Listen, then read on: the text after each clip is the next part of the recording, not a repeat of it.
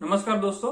आज हम जानेंगे कि प्राइमरी कैंसर से मेटास्टेसिस कैसे होता है। इससे पहले वीडियो में हमने जाना कि प्राइमरी कैंसर और मेटास्टेसिस में क्या डिफरेंस है।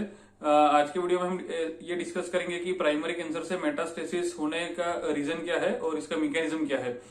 सबसे पहले जो रूट होता है वो होता है लिम्फेटिक सिस्टम के थ्रू। दूसरा होता है थ्रू द ब्लड, मतलब उसको हिमेटोजिनस स्प्रेड बोलता है। और तीसरा होता है ट्रांससिलोमिक। तो सबसे पहले लिम्फेटिक सिस्टम में अगर हम देखें तो कोई भी हमारी बॉडी का एरिया है या फिर कोई भी ऑर्गन होता है उसको लिम्फेटिक सिस्टम के थ्रू वो एक लिम्फ नोड में ड्रेन होता है। हमारी लिम्फेटिक सिस्टम का काम होता है कि शरीर से कचरा निकाले और हमारी इम्यून सिस्टम को वो थोड़ा स्ट्रॉन्ग करता है।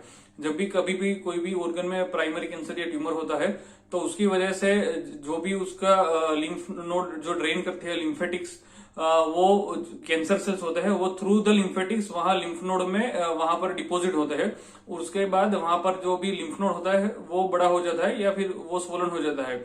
जैसे कि अगर ओरल केविटी का या फिर मुंह का अगर हम कैंसर देखें तो उसका जो लिम्फेटिक ड्रेनेज होता है वो गले के लिम्फ नोड्स में होता है, मतलब वो यहाँ पर हो सकता है।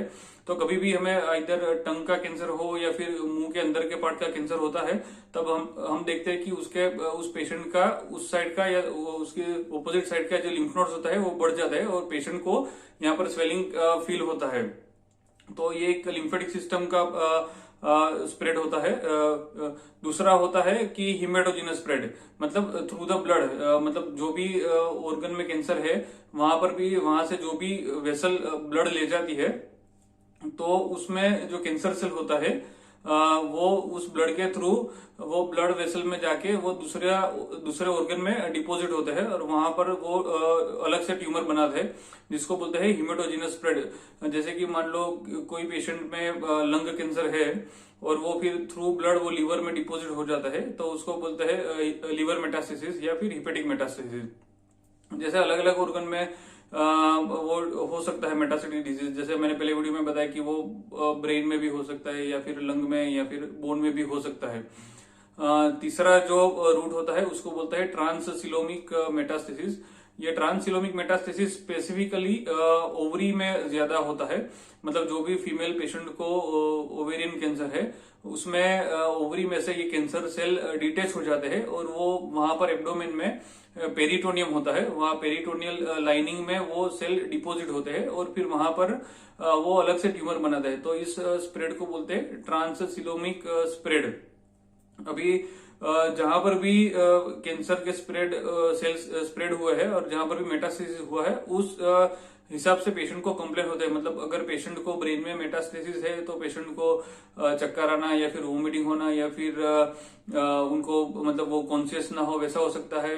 अगर वो मेटास्टेसिस लंग में है तो पेशेंट को मतलब खांसी होती है या फिर खांसी में ब्लड आता है या फिर सांस फूल जाती है वैसा हो सकता है। अगर वो मेटास्टेसिस लीवर में हो तो पेशेंट को पेन या फिर उनको जॉन्डिस हो सकता है।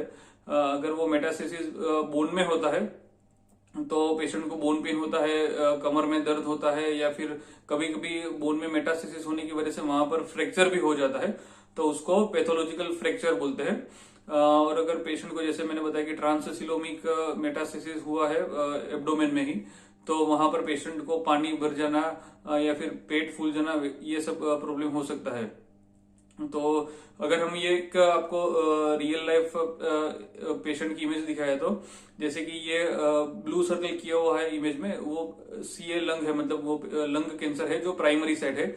उसके बाजू में ही जो सर्कल किया है ग्रीन सर्कल वो लिम्फ नोड्स है जो लिम्फेटिक थ्रू लिम्फ नोड्स में स्प्रेड हुआ कैंसर।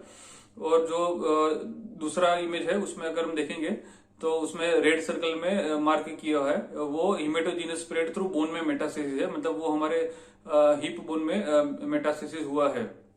तो इस तरह से हम आइदर पेट सीटी के थ्रू या फिर एमआरआई के थ्रू या फिर इवन सीटी स्कैन में भी हम लोग प्राइमरी कैंसर के अलावा कहाँ पर मेटास्टेसिस हुआ है वो हम जान सकते हैं।